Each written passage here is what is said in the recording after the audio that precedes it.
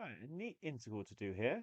The integral from 0 to pi over 2 of 1 plus tan half x.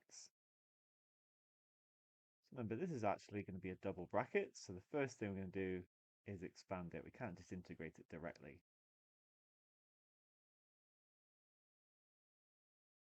Okay, so I'm going to expand it.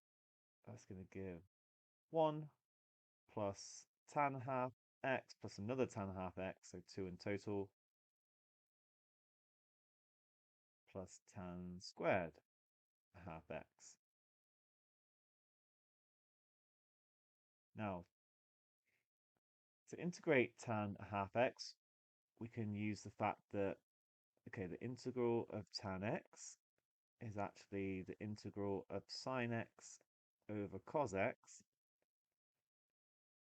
And this is in the form f dash x over f of x. Well, it nearly is if we put a minus in front of both of these. So over here we get minus ln cos x plus c. Okay, so we'll deal with that in a minute.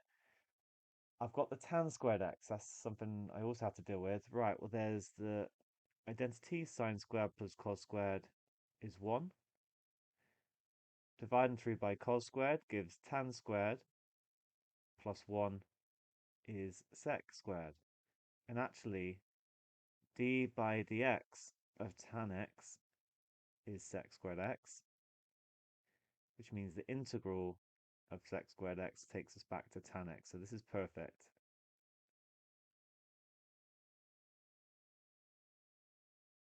Okay, so let me write it as, actually, no, I don't need to write it as two integrals. I can combine these two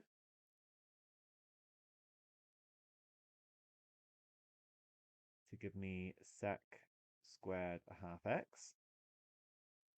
And then I've still got my 2 tan half x. And now I can use both of the above results.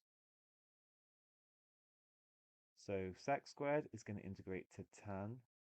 Okay, it's tan half x. I just need to use inspection to sort of get the coefficient right. So I'm going to go with tan half x. If I differentiate that, it would become sec squared half x, but I would times by the derivative of the inside, which is a half. So I need to divide by it essentially, times by 2 to counteract that. And then over here, I'm going to get, well, it's going to be ln, okay, sorry, it's going to be minus 2 ln cos over half x. But again, when I differentiate this, I would times through by a half as well. So I'm going to need to times through by 2 here and make it 4. Okay, and don't forget we've got some limits to put in.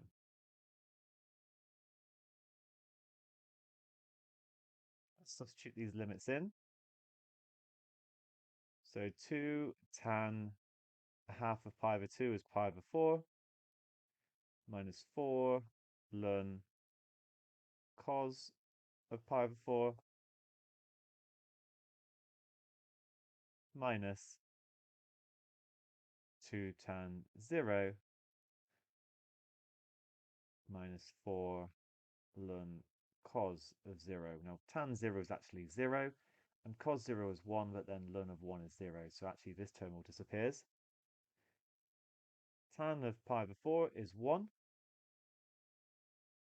and cos of pi over 4 is 1 over root 2, or root 2 over 2 if you want to rationalize the denominator. So I'm nearly there. How did it ask me to leave it? It said a plus ln b, just as a single value like that. Okay, so I need to bring the 4 in. Actually, I can make it 2 plus ln and then root 2 to the minus 1, and then raise it all to the power of minus 4. 2 plus ln. Okay, this is actually 2 to the minus a half, so let me get rid of the root and write it as 2 to the minus a half. Times the powers out, I get 2 squared. So the answer is going to be 2 plus ln 4. Nice one.